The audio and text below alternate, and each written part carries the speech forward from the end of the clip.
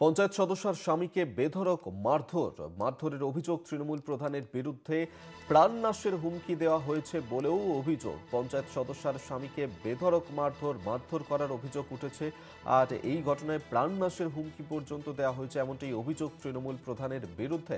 সাগরপাড়া থানায় লিখিত অভিযোগ দায়ের করা হয়েছে এই ঘটনাতে, যেখানে তৃণমূল প্রধানের বিরুদ্ধেই এই অভিযোগ, যেখানে পঞ্চায়েত সদস্যর স্বামীকে বেধড়ক মারধর করা হয়েছে এবং এই মারধর করার অভিযোগই উঠেছে তৃণমূল প্রধানের বিরুদ্ধে। এবং তৃণমূল প্রধান তিনি মারধর করেছেন পঞ্চায়েত সদস্যর স্বামীকে, এমনটাই কিন্তু অভিযোগ করছেন তারা।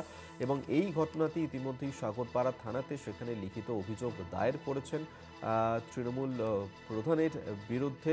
এবং এই যে ঘটনা, সেই ঘটনাতে প্রাণনাশের হুমকি পর্যন্ত দেওয়া হয়েছে এমনটাই অভিযোগ তৃণমূল প্রধানের বিরুদ্ধে। আমার স্ত্রী হচ্ছে মেম্বার, তো আমার স্ত্রীর বাচ্চা হয়েছে, তার জন্য ও যেতে পারে না। জেনারেল মিটিং ছিল আজকে, তো মিটিংয়ে তো আমার ওয়াইফ যেতে পারবে না, তাই আমি গিয়েছিলাম, বাচ্চা আছে। তো প্রধান মিঠুন বিশ্বাস ঘর থেকে বাইরে আসলো, এসে হঠাৎ আমাকে চেয়ারের পর এক লাথি মেরে ঘুষি মেরে আমাকে চেয়ার থেকে ফেলে দিল। কারণ আমি হচ্ছে সিপিএম পার্টির প্রতীকে আমি পাশ করেছি, আমি কেন দল চেঞ্জ করতে যাব? তৃণমূলে যোগ দিনই সেজন্য আমাকে মারছে ওরা। আপনারা শুনলেন যে যেমনটা অভিযোগ করছেন পঞ্চায়েত সদস্যর স্বামী, তিনি বলছেন যে তাদেরকে দল বদল করার জন্য চাপ দেওয়া হচ্ছিল, কিন্তু তারা দল বদল করেননি, যার কারণেই তাকে মারধর করা হয়েছে এমনটাই কিন্তু অভিযোগ করেছেন ওই পঞ্চায়েত সদস্যর স্বামী। এবং তাকে মারধর করা হয়েছে তৃণমূল প্রধানের বিরুদ্ধেই এই অভিযোগই এনেছেন তিনি। ইতিমধ্যেই ঘটনাতে তারা লিখিত অভিযোগ দায়ের করেছেন থানাতে। শুধু তাই নয়, প্রাণনাশের হুমকি পর্যন্ত তাদেরকে দেওয়া হয়েছে এমনটাই কিন্তু অভিযোগ করেছেন। সাগরপাড়া থানায় এই নিয়েই অভিযোগ দায়ের করেছেন ওই পঞ্চায়েত সদস্যর স্বামী। তাকে দল বদল করার জন্য চাপ দেওয়া হচ্ছিল, কিন্তু দল বদল না করার কারণেই বেধড়ক মারধরের অভিযোগ উঠল এবার তৃণমূল প্রধানের বিরুদ্ধে।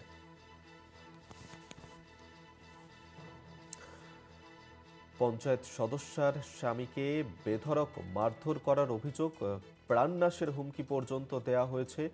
আর এই ঘটনায় তাকে দল বদল করার জন্য চাপ দেওয়া হচ্ছিল, কিন্তু পঞ্চায়েত সদস্যর স্বামী দল বদল না করার কারণেই তাকে মারধর করা হয়েছে এমনটাই কিন্তু অভিযোগ করেছেন তিনি। এবং এই নিয়ে লিখিত অভিযোগও জানানো হয়েছে থানায়। ইতিমধ্যেই ঘটনার তদন্ত শুরু করেছে পুলিশ।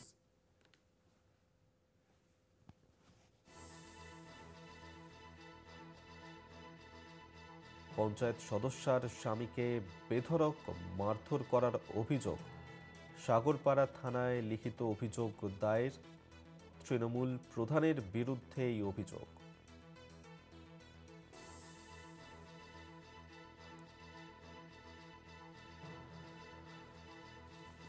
পঞ্চায়েত সদস্যর স্বামীকে বেধড়ক মারধরের অভিযোগ, প্রাণনাশের হুমকি দেওয়া হয়েছে বলেও অভিযোগ,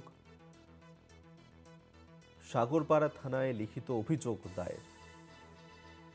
পঞ্চায়েত সদস্যর স্বামীকে বেধড়ক মারধর করা হয়েছে, দল বদল করার জন্য চাপ দেওয়া হচ্ছিল তাকে, এবং তিনি দল বদল না করার কারণেই তাকে মারধর করা হয়েছে এমনটি অভিযোগ তৃণমূল প্রধানের বিরুদ্ধে। ইতিমধ্যে লিখিত অভিযোগ দায়ের করেছেন তিনি।